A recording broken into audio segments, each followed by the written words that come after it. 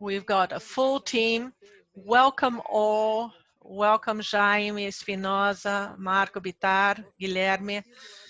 I will be just listening to you now. And Vita, you will be moderating this great team. Good afternoon.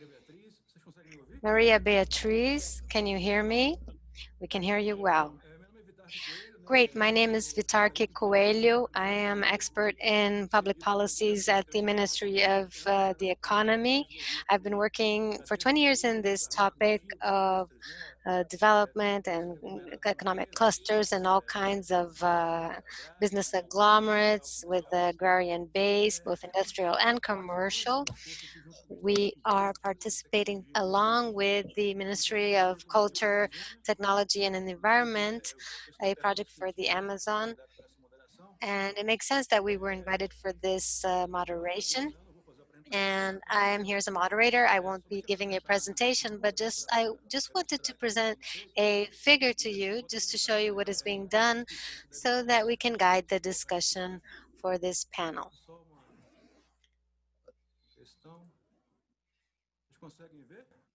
Can you see anything? Can you see the Amazon map? Yes. Okay, so today the ministry has this ongoing action. It's the integration of roots in the legal Amazonian region, new opportunities of investments for businesses, for people, adding value to technology, automotive sector, industries. And so this is along the topic of our panel. Brazil is the country with the greatest biodiversity in the world. There are researchers that are more optimistic, others are more pessimistic with different percentages they present. So 50% is a high figure, but these numbers have to turn into business, into products and services, and generate interest from investors, and the role of the state is essential for that. So we need to work with inputs for pharmaceuticals, for example. The 21st century people demand better products, better health, and we need a reliable supply chain and with plant-based inputs. So what we still need to do is to bring companies and farmers together, farmers that can produce quality and continuous inputs, and our ministry has this very essential role to certify and to ensure quality to industry so that we can think of the productive and commercial systems. So then there's the Ministry of Science and Technology that needs to improve the flow of knowledge and interactions between universities and companies. We need to train technical staff. And in practice, this has happened in a territorialized manner in the areas that the ministries have worked in cooperation with different ministries. In this case, we have the map of the Amazon that presents many opportunities, but many challenges as well. I will give you a quick example. The acai berry, for example, is practically Brazil is practically a world monopoly of the acai berry. And one bag of acai fruit can be sold at $100 in the international market. And this is just 1% of all the acai we produce. Most of the acai we produce is local. We don't have enough quality in how we manage the production, and there's a 50% loss in everything we produce in terms of acai. So that's a challenge. There's also cocoa, which, like acai, is a system that can be worked in agriculture and forestry systems. So you can work this bioeconomy without having to deforest. On the contrary, you can recover several areas for that. There are international investors who are interested in it, and what is lacking is a interest from the companies and the availability of the network of farmers to provide these companies with quality inputs. We also work with biomedication and plant-based drugs, and it is necessary to have organized regulation. The Ministry of Health and our surveillance agency also needs to participate, but it's very difficult to organize traditional farmers who don't see those productions as a business. They see it as something local and cultural, and we need to scale up these productions. We have investments in the Amazon by the Ministry of the Environment, and we know there's idle capacity there to process inputs that never arrive because they're not available. So this is how there's this cooperation among several ministries, agriculture and science and technology and others, with the help of the president, is very important. So it's the moment that bioeconomy should establish itself as a sector to contribute to the development of our country. And finally, to summarize this introduction of mine, I would like to give the floor to the remaining speakers. Tela da sequência que eu trabalho. Bom, em primeiro lugar, a gente vai convidar o senhor Jaime Veruc, né, secretário do... I'd like to invite Jaime Veruc. He is Secretary of the state of Mato Grosso do Sul for the environment. So, Jaime Veruc, you have 10 minutes for your presentation, and we can answer questions at the end of the panel. Thank you. Good afternoon to all. Thank you for your kind words. I'm the Secretary for the Environment and Social Economic Development and Agriculture and Livestock for the state of Mato Grosso do Sul. I'm also Secretary for Economic Development, and the projects that we are dealing with in bioeconomics are centered with me. I will give a brief presentation because of my time, but this is a very interesting topic. So I'm going to talk about the bioeconomy project for the state of Mato Grosso do Sul. The first step when we talk about regional development, in Mato Grosso do Sul, we have a strategic map linked with the governor, and the focus is social, environmental, economic development within this strategic map. And mitigating carbon and economy, all this is included in the strategy. I think that's a very important point when we think about the regional development. I wanted to show this slide. I think this is happening all over Brazil. It's the different land use. We have some programs which deal with land use. In the case of Mato Grosso do Sul, there's enormous switch in the last 9 years from pastures to agricultural land.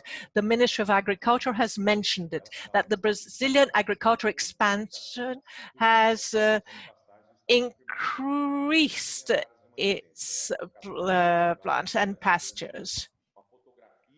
And this is a snapshot of the preservation of Brazilian areas. So this is a profile for the state of Mato Grosso do Sul. The pastures here for agriculture, we will include 276,000 hectares, which go from pastures to agriculture.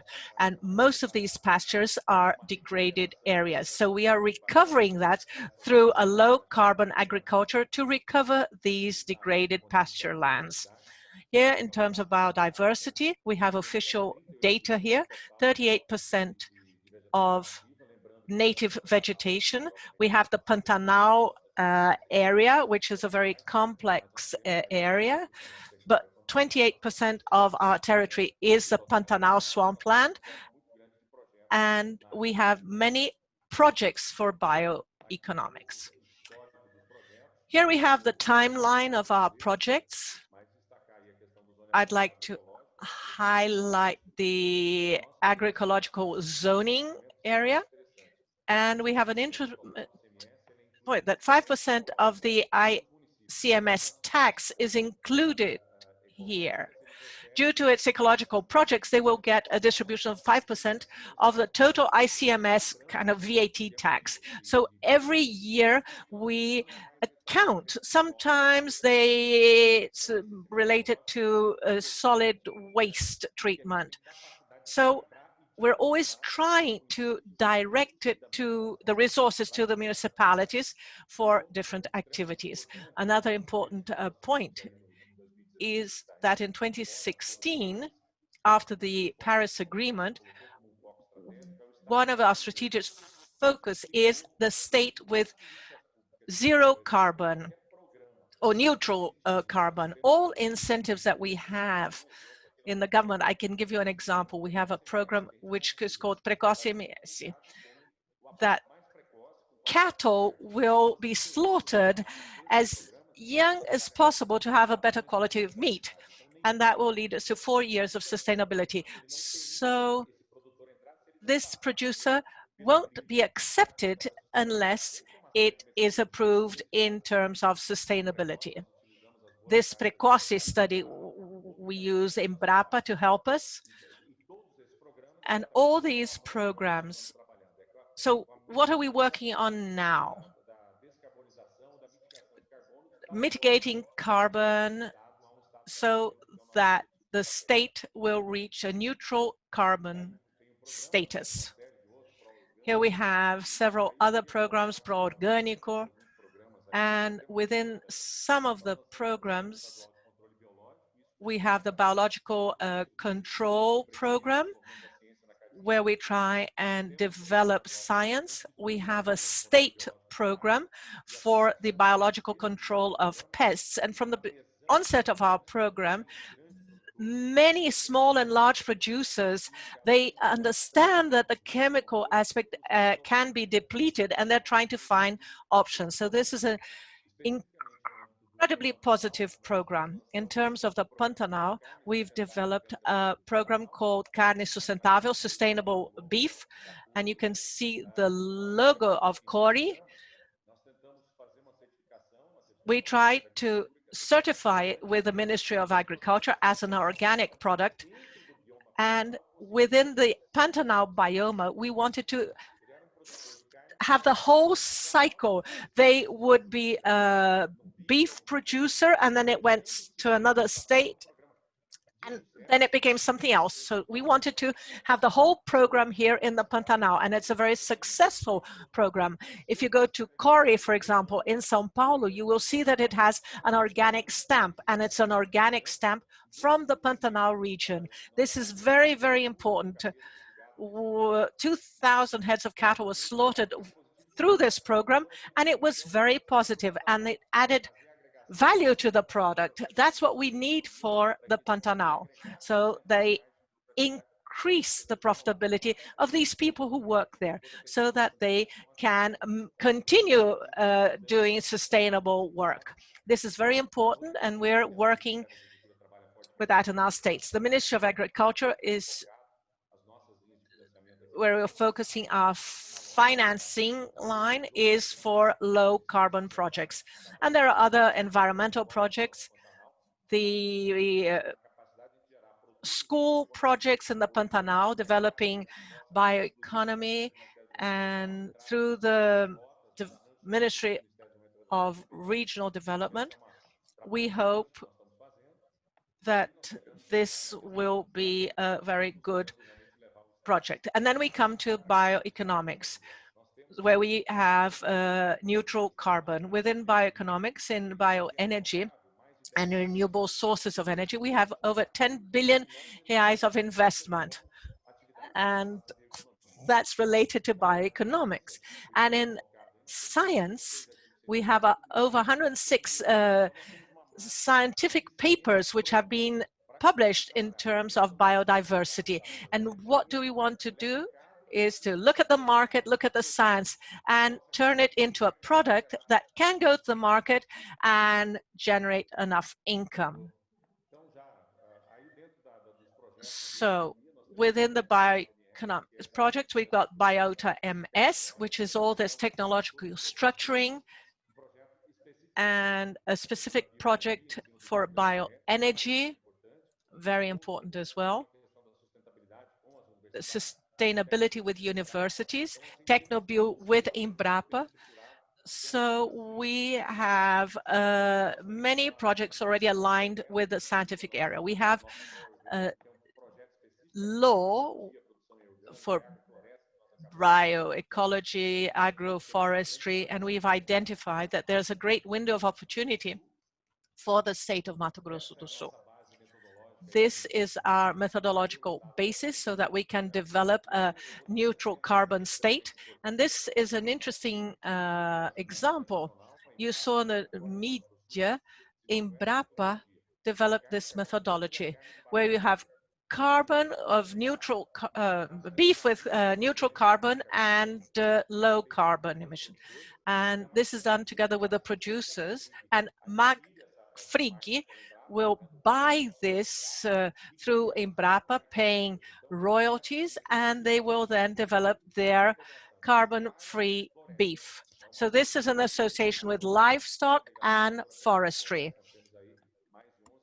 We have over 11 million hectares, but this is an example of what we want to do of decarbonization and acknowledging the product by the market and adding value so that the market will understand and see these products under the bioeconomic view. Here we have the Bioeconomy program, animal and human health. Many studies are being done in this area, and animal and veterinary health, bio input. We can see this in the market. There are several companies that are developing bio inputs together with academia to work together with Embrapa. Biofuels, we are very strong in this area. We are trying to get second generation biofuels and this integrated concept of agriculture and the environment. I think we have a very important role. We've been discussing this at the States. We have many areas such as RPPNs, which are very relevant for conservation. And based on them, we have to develop biodiversity products so that we can maintain these forests and these standing forests, and that they become a business and bring some revenue. That's very important. And that's why it's so important to have this agriculture and environment together. Thank you very much. It's very good to learn with you. Thank you very much. Thank you, Mr. Secretary, for your presentation. We are available for any kind of negotiations you'd like to develop. We are now going to invite the representative from the Ministry of Agriculture, Livestock and Supply, Marco Pavarino. He is from representing MAPA, that ministry I just mentioned. So thank you for coming. And you have 10 minutes and we can answer questions at the end of the session. Okay, well, thank you very much. I actually see Bia here. She's our host. And I'd like to take this opportunity to congratulate you for yet another event of Green Rio. We are an old guest and have participated many years. It's great to see the topic of bioeconomy having so much expression and growing. I'd like to greet all of my virtual colleagues here. Varuk just spoke. It was an excellent presentation. I had the opportunity of going to Mato Grosso do Sul recently. I saw Bruno there. A lot of people had the opportunity to go since Mato Grosso is evolving very fast in bioeconomy. It's an interesting place to go. So I'd like to greet Mayor Guilherme also and our moderator. I'm going to share my screen I hope I'm successful on these bits and bytes, and please let me know if you can see my screen in the presentation view. Sim? Conseguem? Muito bem. Bom, o tema que nos coube, eu sou... Well, the topic, well, my name is Marco Pavarino. I am coordinator of the Agricultural Secretariat for Extractivism and Family Agriculture and Cooperatives.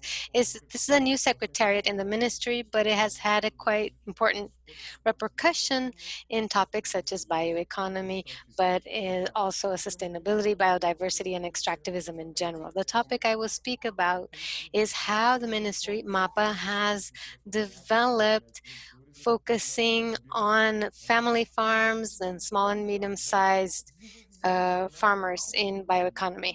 So what are the connections? We have regional development and bioeconomy. How do we look at these two things? And what is the connection we try to make off the bat? What is it that tries to bring together these two topics? The previous panel was extremely clear and very explicit in saying that there is a common theme which certainly can bring a link and a union between these two areas. And this link is, of course, biodiversity. When we look at regional development and we think of bioeconomy, we are clearly associating the potential that biodiversity has in each one of these regions and biomes. But we understand it's not only biodiversity, but it's social biodiversity. So along biodiversity, we have cultural issues and other issues that are brought in by communities. Of course, social biodiversity is and should be considered as the bond between these two areas.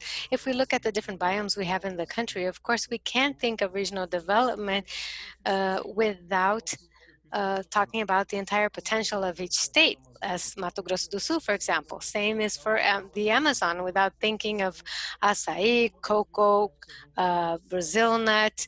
All the biodiversity that we know is so important and essential when we think of these connections between regional development and bioeconomy.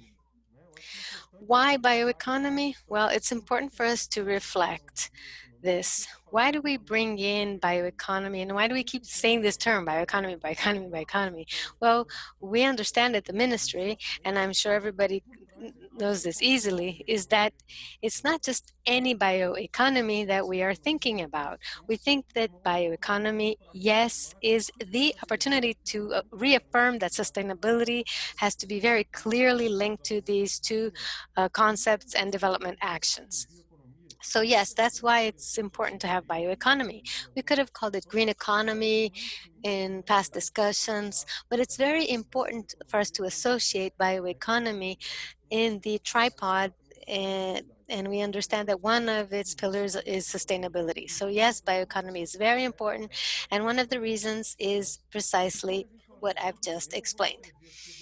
So I won't try to define bioeconomy. That is beyond me, and this is a discussion that is out there. These are narratives that I wouldn't say are disputing, but are complementing one another. There are several discussions that we do, that we participate in, that perhaps bioeconomy has much more to do with a conceptual field than a concept in and of itself. We can look at agribusiness, we can look at extractivism, biodiversity, biotechnology, everything we've been talking about here, cosmetics, but much more on a conceptual plane. It's important, however, that we understand that for regional development, how are we organizing our ideas in order to think about bioeconomy? And as I've mentioned before, why bioeconomy? Well, because yes, we need and we want to develop an increasingly more sustainable economy. Sustainable in every single aspect of the term. Environmental, social, and economic. And even beyond that, as we say today, we talk about energetic sustainability, cultural sustainability, sustainability of a series of factors. And in thinking of this sustainable economy, we have at least 4 major aspects that we try to somehow organize within the Ministry of Agriculture and Family Farming. Obviously, innovation is one of them, and we have an explicit partnership with the Ministry of Science and Technology, because science and technology is part of this new concept. In the previous panel, it was said that it's a new way of going about the economy, or a new way of treating natural resources. Markets is another important part, and regional development in bioeconomy will necessarily depend on partnerships and collaboration.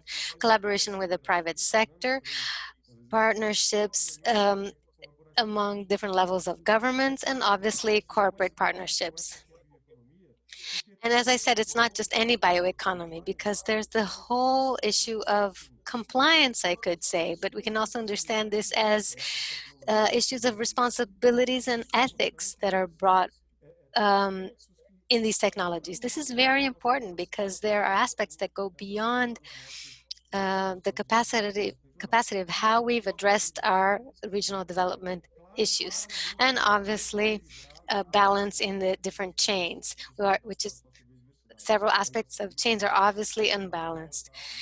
Açaí, cocoa are examples, and finally, obviously, as I told you, the biodiversity is one of the major elements, including fauna, flora, and the biota. So how is the Ministry of Agriculture working this concept, and how does it make its support available for this to be developed? We have a program called Bioeconomy Brazil, Social Biodiversity. It was launched last year, and it is composed of these different thematic axes. It was launched at Green Rio last year, and today we have seen more details of the program. So we have support to extractivism. We also have oils and specialties, aromatics, condiments, and medicinal plants. And we were able to see examples here that were successful in the South. Social biodiversity routes or scripts. Social biodiversity where it happens. The key is to reconnect urban with rural so that we can actually value this biodiversity, not only on the supermarket aisles, but where they in fact exist. Renewable energy for family agriculture, and this biofuels would be included as well. The ministry coordinates a program of social fuels, which is essential to include the productivity of family farms in this chain. And the potentials of Brazilian agro-biodiversity, where we have the traditional producers that are recognized significantly. And finally, how do we progress in this agenda?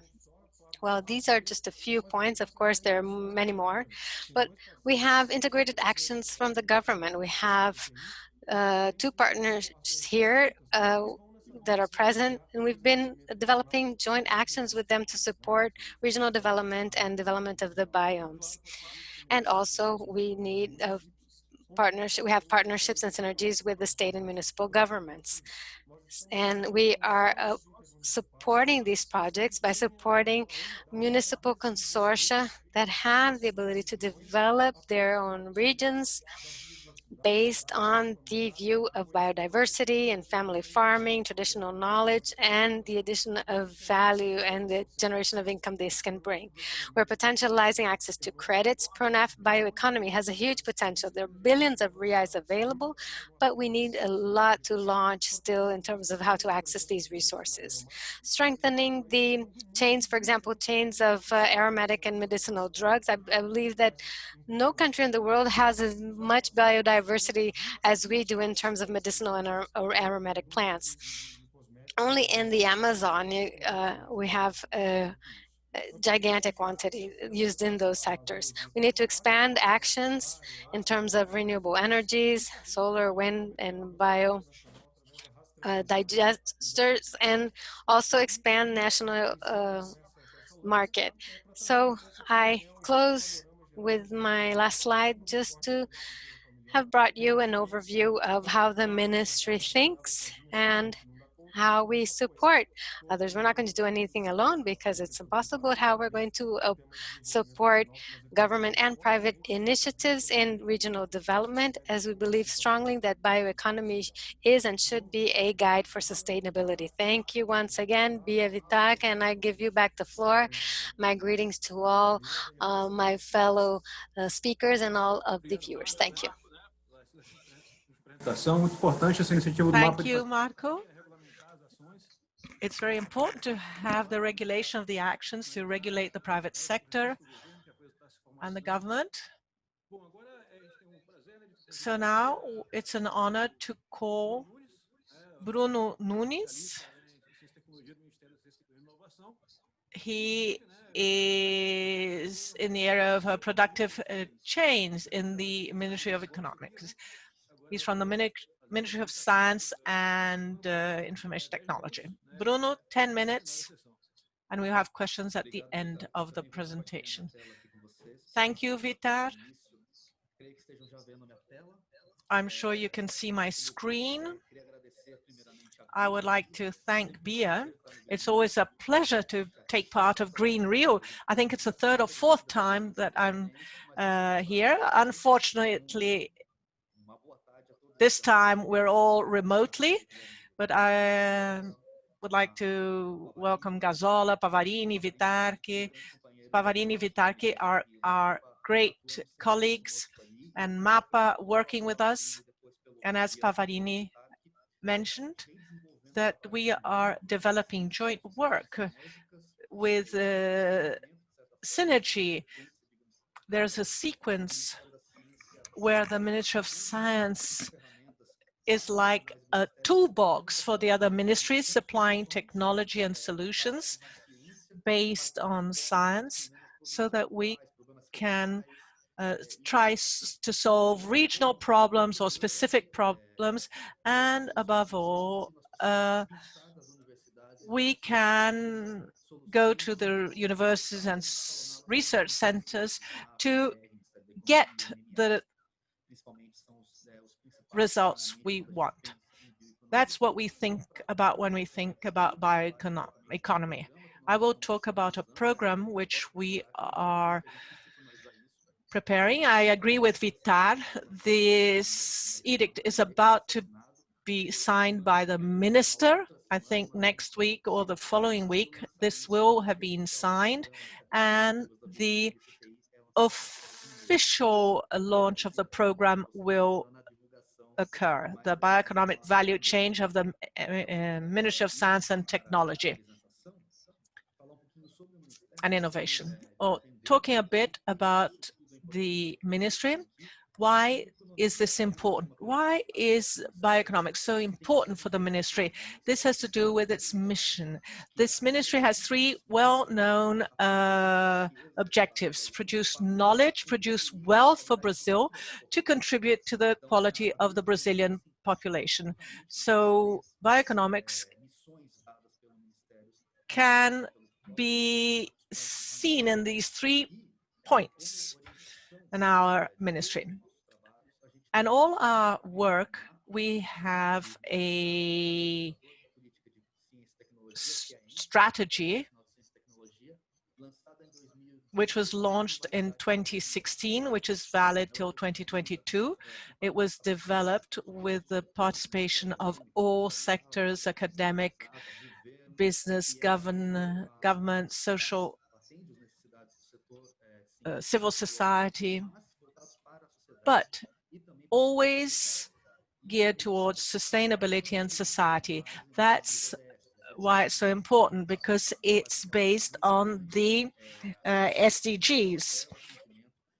The purpose is this, that in 2022 we will have a new strategy, probably till 2030, which is when we will achieve the sustainable goals. We have some strategic programs for the country. Biome and bioeconomics are together, and this has everything to do with what we're discussing here. Our opportunities, our natural opportunities for the development of bioeconomy. bioeconomy. The topic of bioeconomy with strategy, each of the strategic topics will have their action plan. What has to be done for the development of that specific topic. And as this National Coordination of Bioeconomics, it's set up in 2016, and we replicate this, including all the interested parties, civil society, academia, businesses, to see which would be the priorities for this action plan. Obviously, it follows the Sustainable Development Goals as well as COP21. So what is this? It guides our actions in the ministry. I know Pavarini has already mentioned it, that we use this definition at the ministry, but we are rethinking this because we have to consider what is really bioeconomics. It's in Brazil, it's it's pluralistic. There are different aspects. It doesn't have this, other countries don't have the same level of opportunities that we have here. That's why we expanded this topic, where we define some conceptual fields. Bioeconomy in the Amazonia is completely different from the Center-West, which is completely different from the South or Southeast. The Caatinga scrubland is its own characteristics as well. So even when we think of Amazonia, you have Western and Eastern Amazonia, they're completely different. So today we have this definition that bioeconomics is a set of economic activities based on the use of sustainable biological resources, biomass, biodiversity, to replace fossil raw materials to produce food, feed, materials, chemicals, fuels, and energy, promoting health, well-being of society, and sustainable growth. It's quite a broad concept, but that's what we want to achieve. This plan is divided into strategic areas, biomass processing and bioproducts, and there's a lot of synergy. When we talk about input, we talk about bio input. That's an extremely important role. And underneath all this, we have the institutional sustainability of the themes. This is a new term, but Brazil has been working with bioeconomy for a long time already. I'd say that Brazil was made for bioeconomy. So how can we link all this to these institutions? Here we have a general overview of what the ministry is doing with bioeconomy. On the right, on the left, in blue is what we already do. In the right is what we want to develop in the next few years. And in red, they are supported by the ministry, but not by our area. Bioenergy has a specific area within the ministry, as well as nature-based solutions. We also base ourselves in solutions based on nature. But we have to structure the productive sector, and we have water, energy, and food security, pollinators for a healthy economy. We are concerned with the food, nutrition, and security. Brazil is one of the leading countries in the area of food and nutritional security. We have to understand the sustainability of the tools to develop a circular bioeconomy. So we have to analyze the life cycles. And we have two which are being discussed in the ministry this year, which is the bioeconomy productive chains, and also opportunities and challenges of bioeconomy, where the ministry wants to really understand bioeconomy and coordinate bioeconomy in Brazil. The other two areas that we will be working with in the next few years are industrial biotechnology and renewable sources of energy. Talking about the productive chains in bioeconomy, this will be launched in the next few weeks, and Secretary Marcelo has already mentioned what it is. We want to take advantage of the opportunities that we have in the Brazilian biodiversity, but not only biodiversity, but agro-biodiversity. So our intention is to have projects, test technologies out in the field that can add value in products which are already developed in biodiversity, but retain this value for the communities. I think that's very important. And for that, we also regulate, certify, and access markets, because these products have their quality assured, they have access to different markets and formal markets many times, the development of new products. We also have the aspect of using the waste and byproducts which are generated by this productive chain in other products, which is circular bioeconomy. All this is based and focused on sustainability, but it's not only economic, it's also social and environmental.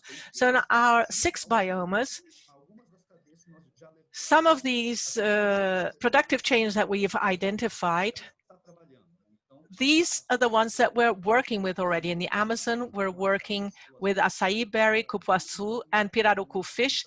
And in the Caatinga scrubland, we're working with licuri. I would like to invite you, Secretary Jaime, that we can analyze all these areas, not only the Pantanal, but the Cerrado area as well, so that we could develop these projects in a sustainable manner. When we consider the biomas, we have the Amazonia area, but when we analyze them, we see the amount of things that have to be developed in a single bioma. And this is a very simple crosscut. What are we dealing with already? What will we deal with? In red circles is what we are already working.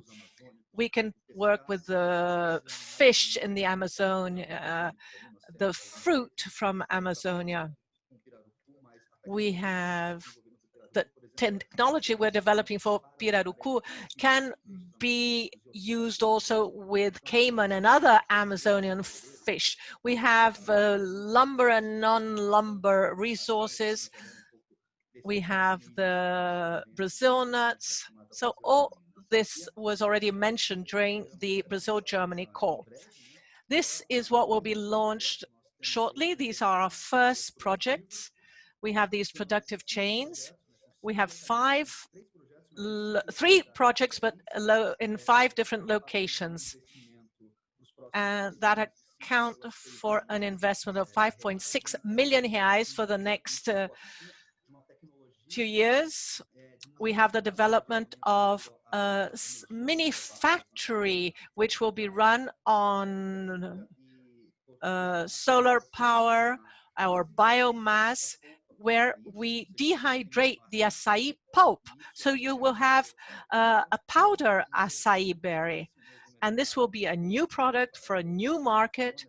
And as Pavarini mentioned, this will leave Brazil with a certification and can be sold at $100 for 100 tablets, for example.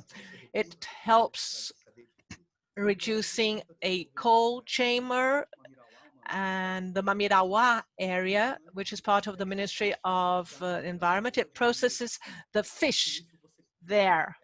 And that way, this floating unit is already certified and certified by the state. So it will have phytosanitarian certification already. Licuri, we are using leading edge technology in the development of identification of possible molecules within the Licuri oil, and using the most modern research laboratory, which is CNPEM in Brazil, and we certify how these liquid active process can be used with the pharmaceutical industry and also cosmetic industry. There are other areas where we cannot work alone. We work with the Ministry of MDR. This is a second project we have, ODBIO, and we want to understand what bioeconomy has and what it can do to Brazil, to understand the main challenges and the mission that it will have. Bruno, our time is up. Can you finalize it, please? We're defining the concepts, we're mapping bioeconomy, and one of the main points that we're discussing here is talking with the different players to see which are the best governance mechanisms for Brazil. All this to support for a bioeconomy structure. Thank you very much. I didn't know it was your last slide. I'm sorry. Moderator, can I just break the protocol very quickly? The sponsors normally have this option.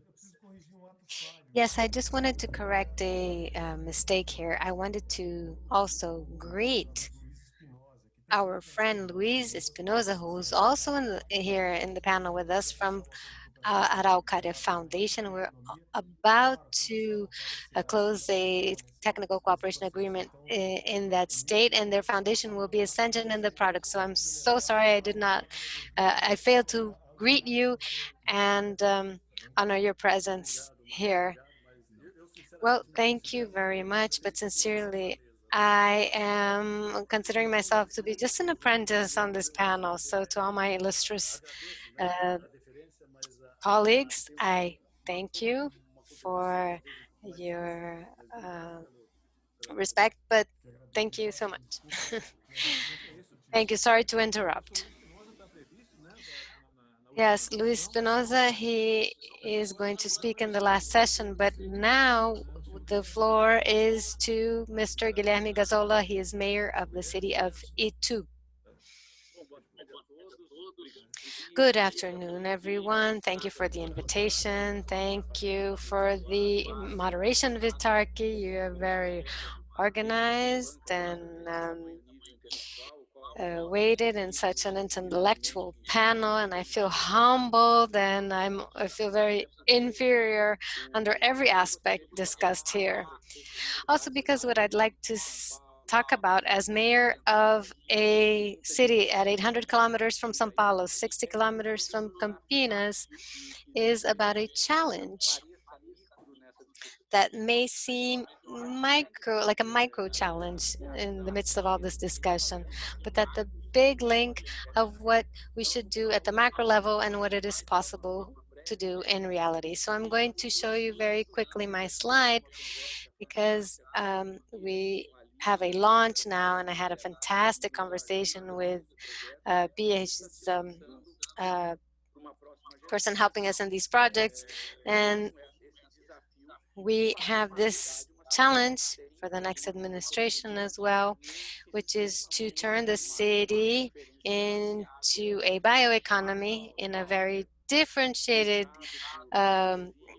state as the whole state of São Paulo. They have a whole different logistics from the large biomes and the large physical spaces. So this is why I'm contributing to this panel, trying to bring this suggestion to you as well. So I'm going to introduce the city to you very briefly, And there's a special view to all of this because Itu is a city that is very close to São Paulo, but it is it's a city with a very large territory, and that is where our big challenge comes in, which is to work towards becoming a smart city, as we have always aimed for.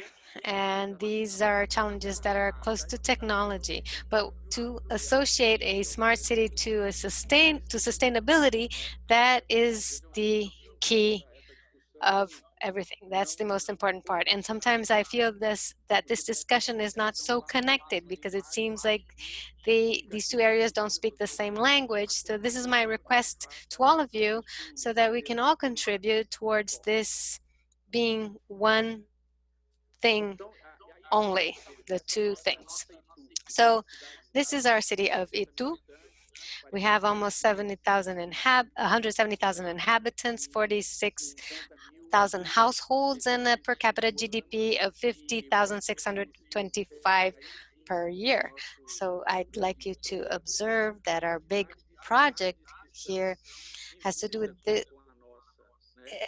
meets up with the great amount of other cities that border our city, for you to have an idea of the geographic size of our city. And this is the slide that gives us the credentials and the reason for being here on a bioeconomy panel. Our area is about 640 square kilometers in size, with over 550 kilometers of rural roads, 905 rural properties, and 75 kilometers of state highways. But I think the image is stronger than the numbers. The density, population density, as you can see, is quite small if you compare it to the green belt that we have around the city. And we're showing this to about a city that is relatively close to São Paulo. So that is why we are accredited, and that's why we want to work with this issue in our city. We have the Tietê River that goes through the city. We have several important water basins. So this is a logistic and intellectual challenge of bioeconomy. As I also mentioned quickly, we are at 36 kilometers from the Viracopos Airport in Campinas, 100 kilometers from Congonha Airport, 119 kilometers from the Guarulhos Airport in Sao Paulo. So I humbly joke that we are the corner of the world, not to say the corner of Brazil. And obviously, with all due respect, I'm just kidding, but this is my favorite town, without due respect to other states. And we have an inland port that is between Itu and the nearby town, and we have another port that is very important. So these are strategic guidelines that our government has: citizenship, education, quality of life, sustainability, governance, development, and excellence of services. This is, in our political world, there's always a distance between what we say and what we do. So the great challenge of an administration is to make what we say become a reality. And to do that, we use these different guidelines for our work. The Itu city launched this challenge a while back. It was one of the first cities in Brazil to work with eco points, or eco sites.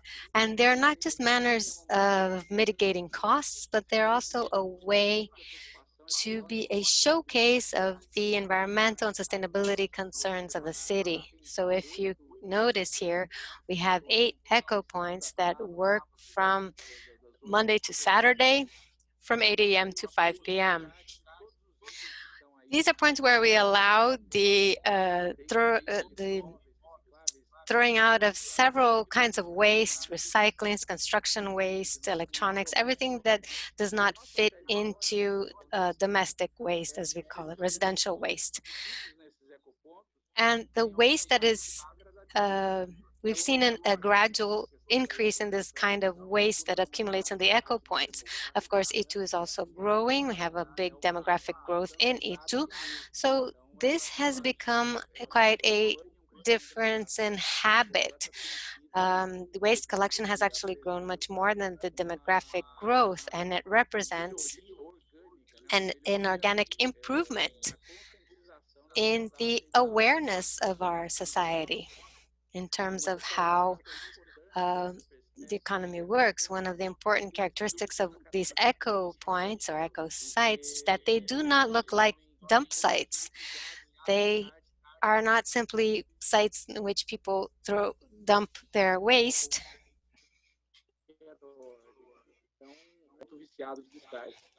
And they just don't look like landfills or dump sites.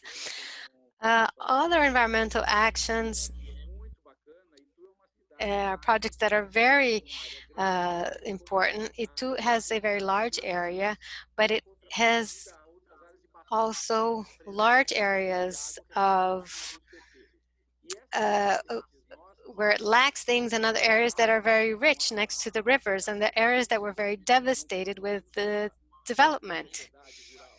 There are also areas of shortages. We don't have a large rural area, but we have small rural areas that are all divided up significantly. And that is why the attempt, quote unquote, to occupy space is over. And this has caused a strong loss in our springs and our water sources.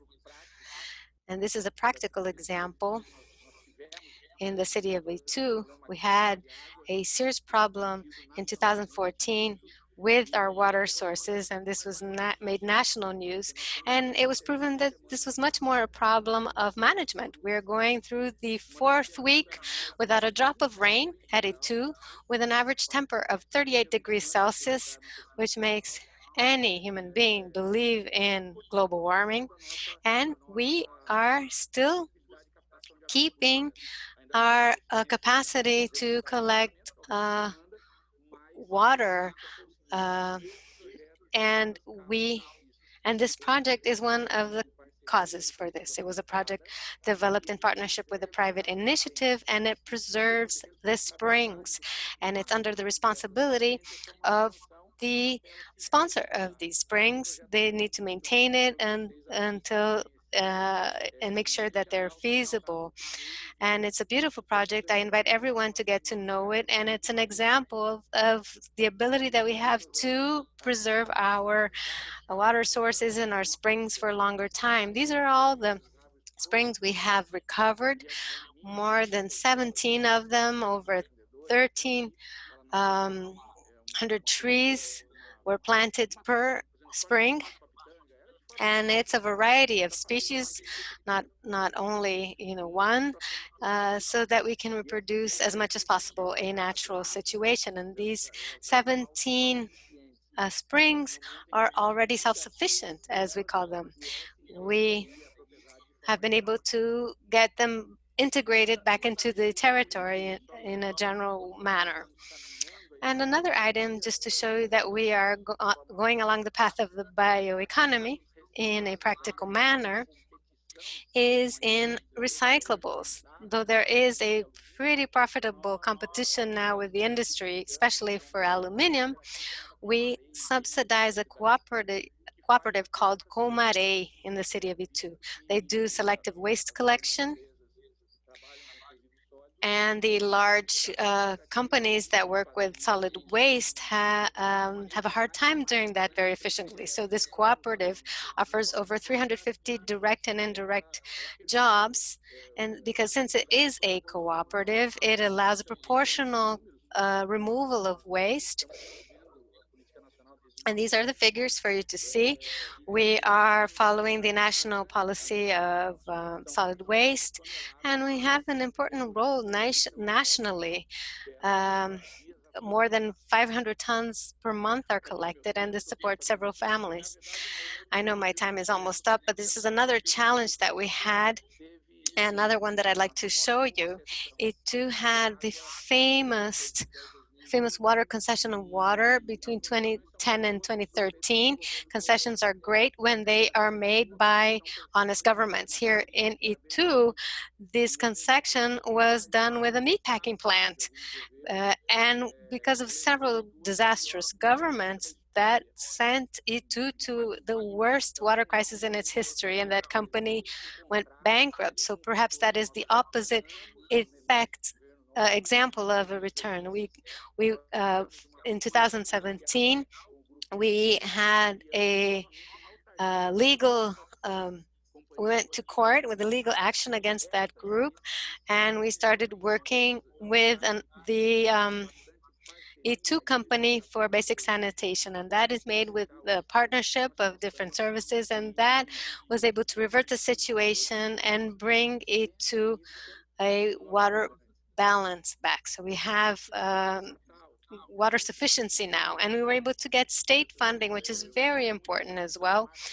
People talk about the regulatory framework that everybody's resolved with concessions, but Itu is an example of how some concessions can lead you to tragedy in certain cases. And this was one of the cases. When this meatpacking plant took over water supply, everything went down the drain. And we were able to revert that with an investment of over 45 million reais.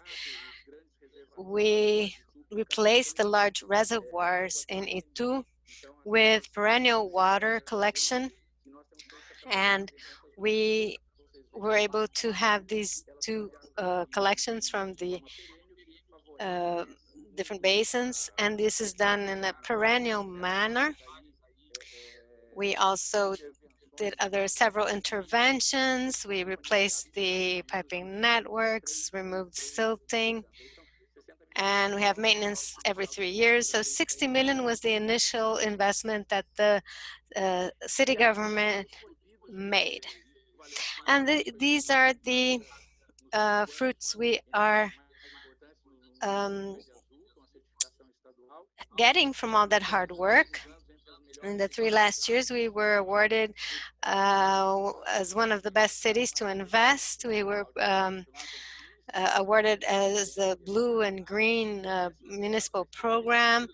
We're the 10th safest city in Brazil with more than 50,000 inhabitants.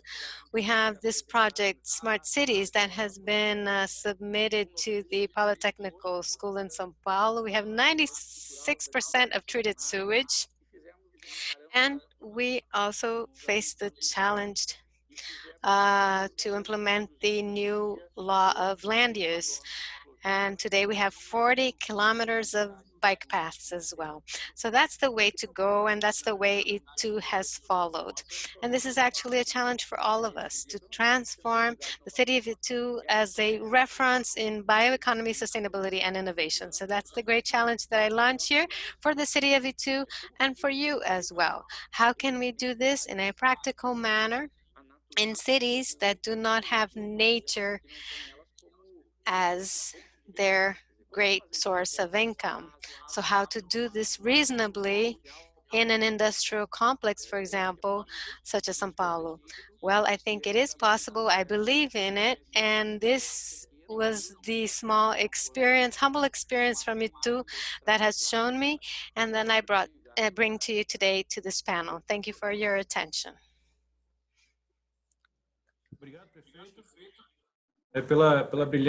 Thank you, Mayor, for the brilliant presentation and the results you've had at Itu. Brazil has amazing towns, and they waste a lot of water and produce a lot of garbage. And in Europe, people have transformed waste into profit and are exporting it. So it's very important to reuse and recycle the products. This is something that should be explored by bioeconomy. So continuing, and the last speaker of this panel, last but not least, we would like to call Professor Márcio Espinosa, who's a scientific and technological director at the Fundação Araucária from Paraná, Brazil. You have 10 minutes. Thank you. I would like to thank Bia, a new friend. I hope we will continue our friendship for many years, because I really like this area of biodiversity. I hope you can see my screen. I believe that what we can present here is the experience that we are developing in the state of Paraná in terms of organizing the innovation ecosystems so that we can develop innovation and research, and more specifically in this area, some spin-offs in relation to sustainable development. This Fundação Araucária is a support company, organization. We have 22,000 professors with master's degrees, 20,000 with a PhD, 3,500 research centers, and the foundation fosters the system. Many of this is done through scholarships. At the end of the year, we will probably have given out 30,000 scholarships after 10 years, and we've had several projects. So our concept, which has guided our management since last year, is called NAPI, which is New Innovation and Research Arrangements, NAPI. We believe that it was important to have a new model to foster science and technology, to organize all the innovation ecosystems which exist in the state. It's a fostering with development system. The state today is organized in these innovation ecosystems. There are 9 regional ones and 12 thematic ones, and they encompass areas which are of interest to the state as a whole, but the regional ecosystems are based on the social and economic development of the region, occupation, territory, and the cultural characteristics of that area. And they also require a demand of science and technology aligned to these specific aspects. Another aspect is what we call the 4th ILEX, where we organize all our ecosystems and co-creating and co-managing together with academia and the business sector. The 3rd sector is extremely important for Brazil, together with the organized civil society. Paraná is known for its cooperatives, and they have an important role here. And what we want is production of science and technology and knowledge aligned with regional development and territorial development.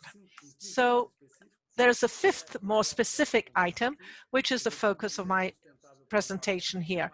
Sustainable development for us is a priority and important for all areas of development, such as agriculture, biotechnology and health, sustainable energy, renewable, intelligent cities, society, education and economics.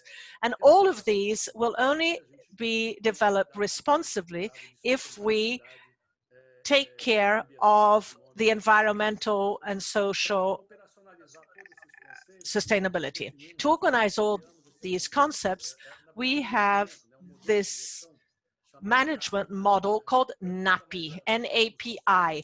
It's a social technical solution. It's as if it were an Uber or Airbnb for science and technology. We have a platform, which is a technical component, which allows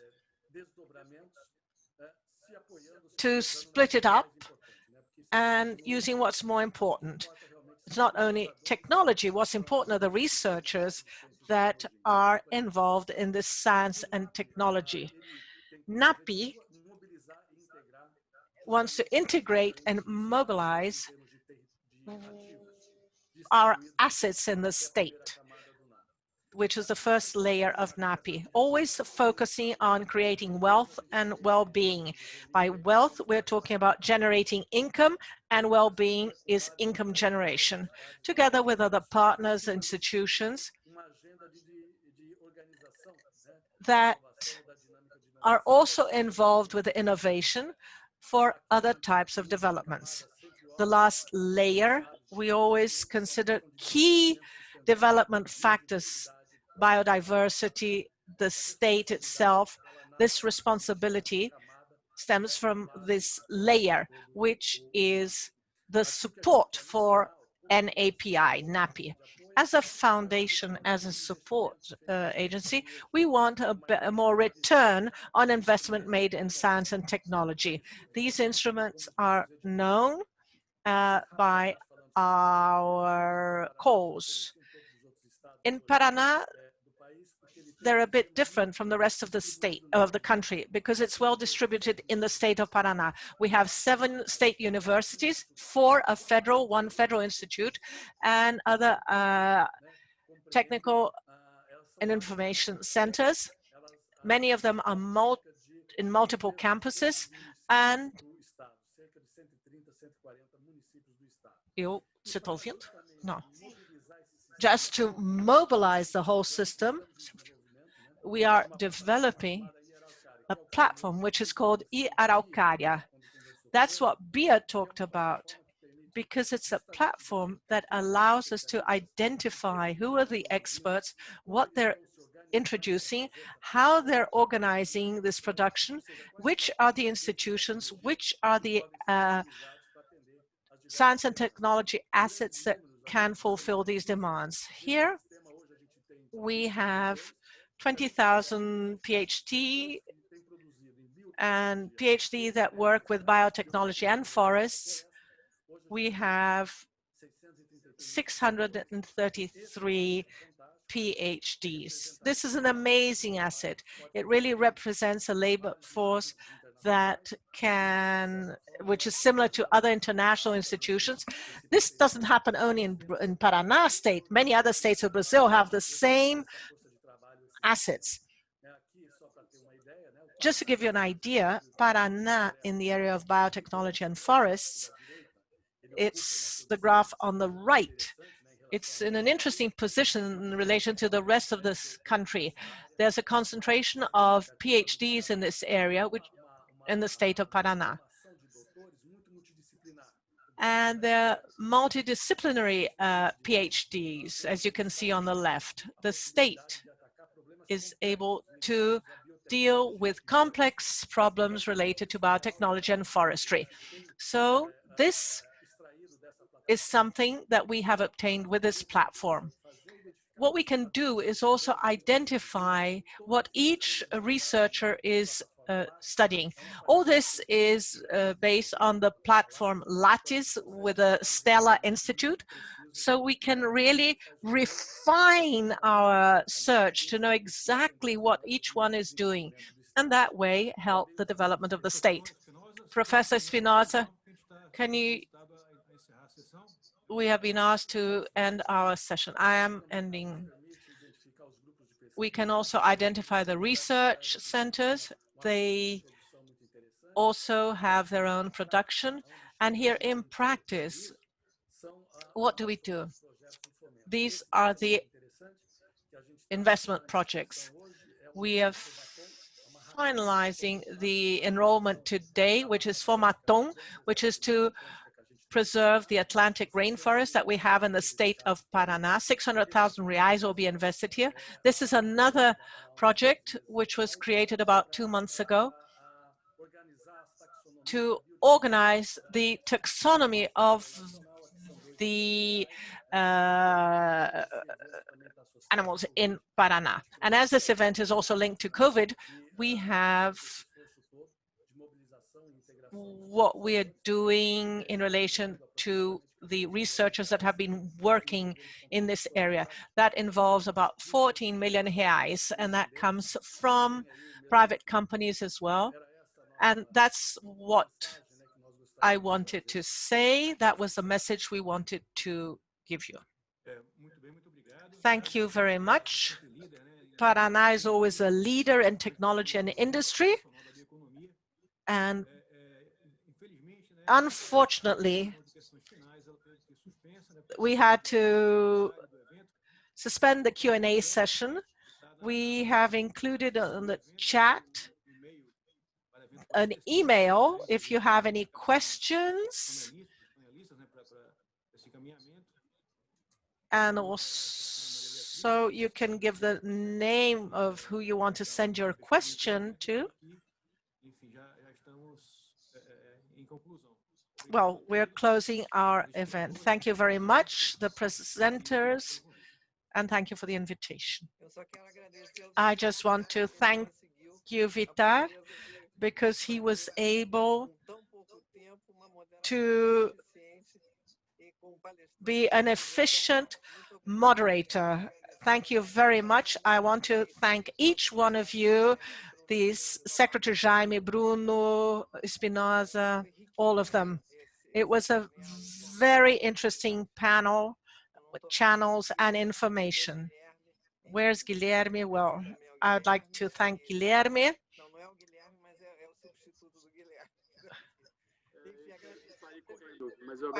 He had to leave.